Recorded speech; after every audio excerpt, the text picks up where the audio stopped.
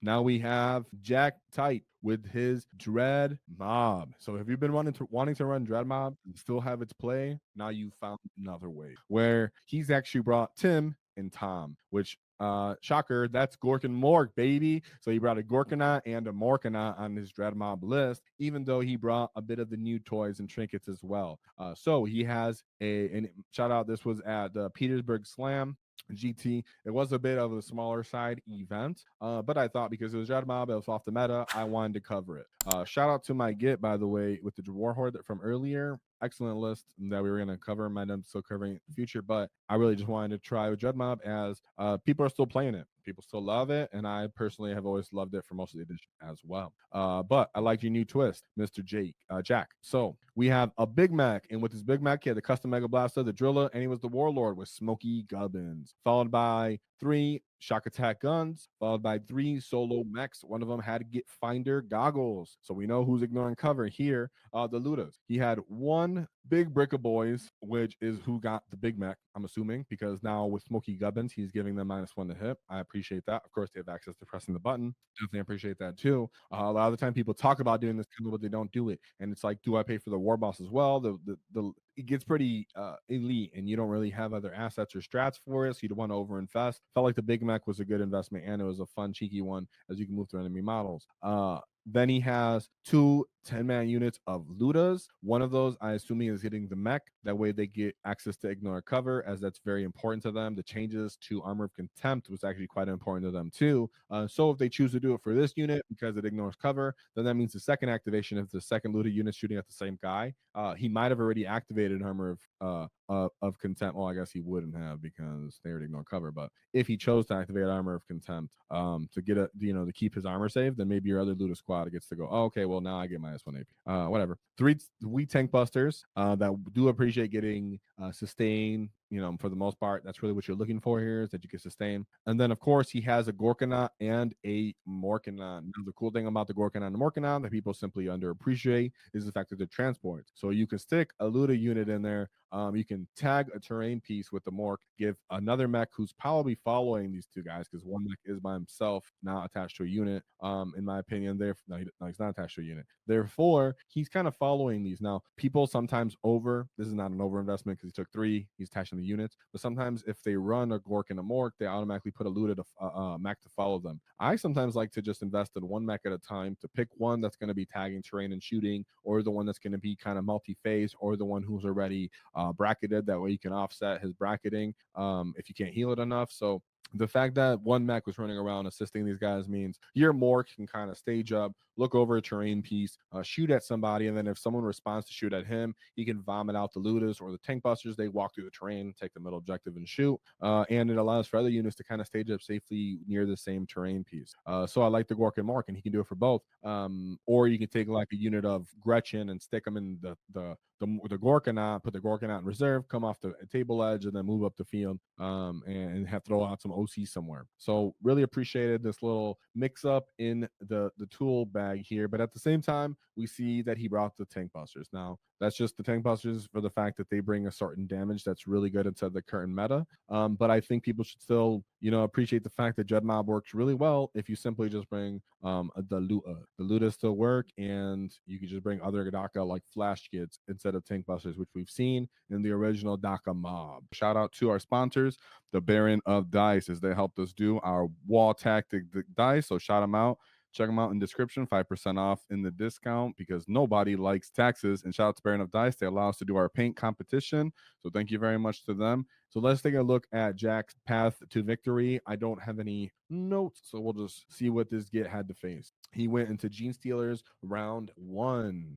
So he has the Bile Satanic Blood Surge. So he has triple Abominance, so these guys can actually get up. The Abominants can, and then they're with the unit that has a bunch of Feel No Pains, multi-damage. Appreciate that. This is kind of like their version of knobs, right? About 2 units of Biophages, and then a Patriarch followed by a Sanctus. So the Patriarch will be attached to a Pure Strain unit so that they can scout and then charge and do dev wounds. We had only 1 battle line unit, followed by 2 units of Goliath Truck, The triple aberrant units of 5. These guys hit hard. They feel no pain. They try to get back up. It's pretty respectable. Get back up as in like they can regen the unit for TP, but the character actually gets back up, kind of like Rabute Gilliman. So then we have 2 individual Achilles Ridge Runners, followed by 1 unit of hybrid metamorphs. Oh, two of them. Followed by 2 more individual units of 5 Tear Strains. These guys will go forward, they'll kind of kill themselves and then try to take up more space with their transports to bring those guys back in. Recycle, rinse, repeat, do it again. Having a lot of grot in this case does actually end up helping you. And I've actually appreciated like Morkanaut to Gorkanaut because you can do good damage to the aberrants, and then they have feel no pains. Aberrants run around with I think 4 wounds, so the fact that you're hitting with 6 damage attacks means that you have more damage than their feel no pains while it's that. So you run into them and punch them out too. If you're already using their tank busters and whatever to punch out the vehicles, a lot of the time their aberrants might be even their objective holders, so Ludas can kind of pick them up in that case too. You don't always see Gene Sailor, so shout out to him for dealing with that, taking them out with the 83-point win. Then we go into his second game, which was against World Eaters. So we had Angron, Lord of Makadis, and then World Eaters of Master of Executions. We had 2 Jackals, followed by 2 units of Corn Zerkers. One of them is a 10-man unit. We have 1 Rhino for that big 10-man unit. 2 units of 8-bound, minimum size unit of 8-bound, followed by a big brick of Exalted 8-bound, followed by a small unit of Exalted 8-bound, and then an individual Chaos Spawn. I don't think, especially that. So World Eaters is one of those matchups that I appreciated the World Eaters army for wanting to go toe to toe with me and everything. But the fact that we have like tank busters now really did make this even more favorable to us than if we had like just simply having fight on death at will with Warlord. The tank busters made it so okay, now we can punch you, we can delay you, we have transports, but now we actually have guns to shoot you down. So it would have to take a different version of World Eaters, and then they don't have options because they have great rules, but it would take different versions of World Eaters to give different threats. So I was looking at something here.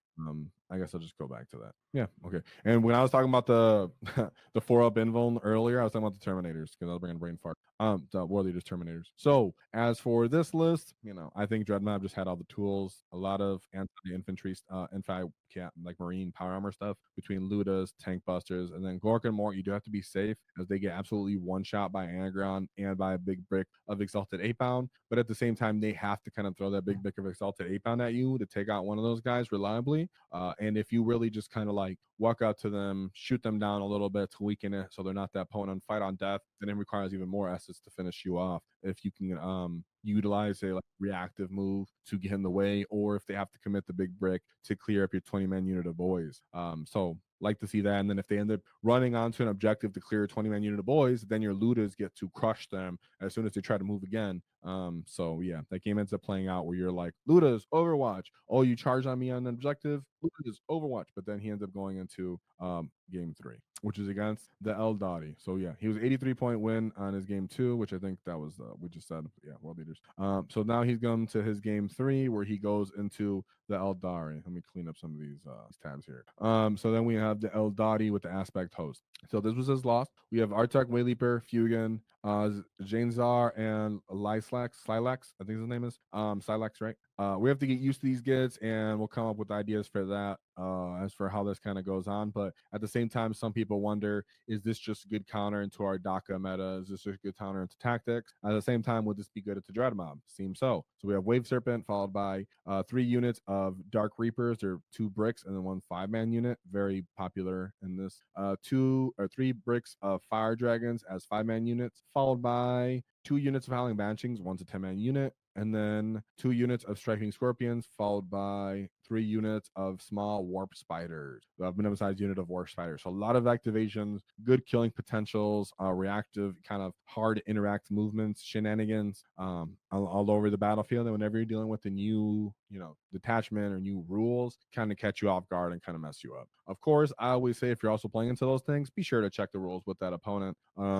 Because sometimes people will be wrong about some wording, and then boom, you end up getting kind of shortchanged. Not that it happened. I don't think it happened. Don't know it happened. Just saying for you in your casual games, when these rules come out, take a look at what the rule actually says. Good free learning for you, and then good, to make sure everything's played correctly. So then we go on to his fourth game where Jack ends up taking off from here. Goes into game four. Game four goes into Blood Angels, Liberator, Assault Group. He has Astroth, Blood Angels, Captain, Chaplain, and Terminator, and the Commander Dante. 2 5-man units of Assault Intercessors, followed by an Impulsor. 2 minimum size unit of Assault Intercessors with jump packs. 1 big brick of Death Company jump pack Marines, 2 Gladiator Lancers, 1 brick of Sanguinary Guards, 2 Solo Scouts, and then 1 5-man unit of Terminators. We've been seeing a lot more Terminators in the meta, which even gives more credence to people bringing, tank buster. Just say, right? Because you also get blast off that. So even in this detachment where you're not getting +1 hit against them, a little bit more shots, you're still appreciating it. And then, of course, Sanguinary Guard, another thing that tank busters love to shoot at. Oops, I took everything off because you wanted to see my head. The Sanguinary Guard, which typically we'd have to run into them and fight them and deal with them. And having like your 20-man unit of boys so that they have to run up and punch it. And then they have Gork and Mork, means your Lancers can hurt them, but it's going to take both your Lances rolling respectably to eliminate Morkanaut, for example, because your Morkanaut at least has his 5-up invuln. In that case, if they get exposed, you can choose to just simply pop them with the tank busters. Like I said, but you could fill the Gork and the Mork with tank busters, so when something peaks line of sight to it, they get out their 3, they walk up to close the distance even more, and then you hit them with their 24-inch range. Or you're putting them in reserve if you had to. Mind you, he still does have 2 trucks, which those guys could have been his Luda wagons instead. Sometimes people use the trucks though the Ludas for reserves because they have better range, and then the Ludas stay inside buildings and simply walk out because they can see down the lane of fire, compared to putting tank busters inside of trucks and then using the flanks to get those lines of fire. So that's more likely what happened, but to each their own. I'm just giving ideas for everybody to be playing off. As for what's most likely happened, that's a different story.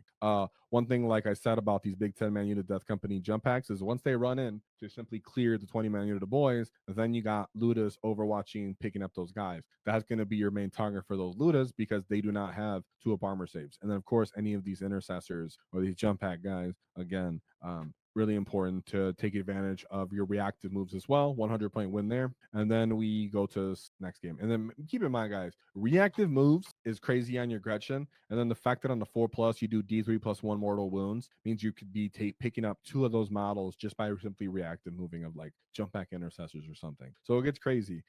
Then we go into his last game, which is last game, which you should, if you're going well, let's say you're on a good win path, even if you lost one earlier in an event, expect to see some form of knights. They just seem to be everywhere. Kind of good on the time clock game sense. Good, entry level army, and pretty easy when you're just running the same like 3 or 4 data sheets nonstop. So expect to see a good gatekeeper. Make sure you have the tools for it. In this case, he did. So he had a Knight Rampager followed by 5 Brigands, and then 5 Carnivores, followed by 2 minimum size unit Nurglings, a Poxwalker, and Sloppity Biopiper. Now, what I will say here is you do have to keep in mind that Brigands, when they get Melter range, can do damage to your Gorkanaut and Morkanaut, but your toughness does make it that it's not reliable, meaning that the Carnivores are going to be what's really trying to close the distance on you, or Rampager. Keep in mind, you can just simply land 2 wounds in combat on one of these gits and do 12 damage. They do feel no pain, so you still got to chip them down first. But you also have tank busters to help crack these guys, or like the Rampager. It would take 3, I would say, tank buster units, unless you're rolling hot, to reliably take out this Rampager. Of course, you always have access to popping the strat for big shells for bigger gets. And when you're playing with like the Gorkanaut and the Morkanaut, and you're closing the distance on like these Brigands and these Carnivores, remember you can choose lethal for something like your Gorkanaut and put some pretty respectable wounds just by sheer volume of shots, and then running in there and finishing them up in combat. So I love to see it. The Gorkanaut and the Morkanaut, in my opinion, did play a difference in this matchup. As whenever I've gone into it, and when you're playing into like a high toughness spam matchup with the Dread Mob, even though you do have the big shells for bigger gets and access to lethal, you can have an issue with being overwhelmed and saturated with high toughness to the point that you can't just use your big shells to clear that one unit. So tank busters help offset that, and then Gork and Morks help offset that, because one, it draws them in to tank buster range, to your 20 boys, to your Ludas, and on objectives where you want them to be if they're punching your boys. But then you actually have the ability to shoot and charge and punch out the high toughness durability models. Tank busters and the Gork and Mork bring that for punching. Now, do I think this is hypothetically going to do, well, like a 300 person super major? Gorks and Morks are quite susceptible to what the meta brings, but they do get invulns. At least the Morkanaut does, and the Gorkanaut will appreciate it on the wall and does appreciate it in their strategic reserve. So I'm not sold on them at like the highest level, but that doesn't mean you shouldn't be running them. And that's why I really wanted to show this: is you run them at GTS and do them well, or especially if you're RTT people, run them. We've seen Mark Perry run them. So I love Gork and Morks. I think they're underappreciated, and sometimes people sleep on them simply because the meta is tuned for killing these kind of big guys. But there's ways you can utilize them, and they're pretty cheap for the amount of toughness and wounds you get in the spectrum of all of 40k and what other people think. And their transport capability is not to be slept on when we have stuff like tank busters and looters. So shout out to Mr. Jack. I really appreciated this list. It was fun to see. Of course, the tank busters and stuff, we're seeing them everywhere. But we've seen similar archetypes where you drop tank busters and usually bring flash kits, and the Gork and Mork still bring the same value in that sense of, oh, now I actually have some ability to kill strong things. And the boys act as bait to get melee armies onto objectives so that one, you get your your rerolls for just shooting them blatantly. But then when they keep moving, if they've survived it, then they keep getting Overwatch. And if they have a 2-up armor save and they can't pop Armor of Contempt because your movement phase or charge phase, it means that they're still taking 3-ups and they're still getting devastated. So shout out to Jack with his list, and shout out to our boy Vento, like always, my boy, super supportive. Been around for a hot minute with $10. That's a big old super chat, very, very generous. He says, whoa, congrats on 5k, and gives a bunch of gas emotes in the chat. Thank you very much. You've been around for a long time and you've been hyper supportive, so I appreciate that, and I remember that. And shout out to everybody in chat. We can get some gas. I see that, Arcane. You're the only person that gave me the gases that I asked for. Come on, chat. Where them emotes at? Whoa! I'm keeping that one energy up, and thank you for keeping that one energy up with that super chat and supporting the channel. It means a lot. And let's give one more path. And hit me up, Vito, in the Discord or in the wherever we're at in social media you get.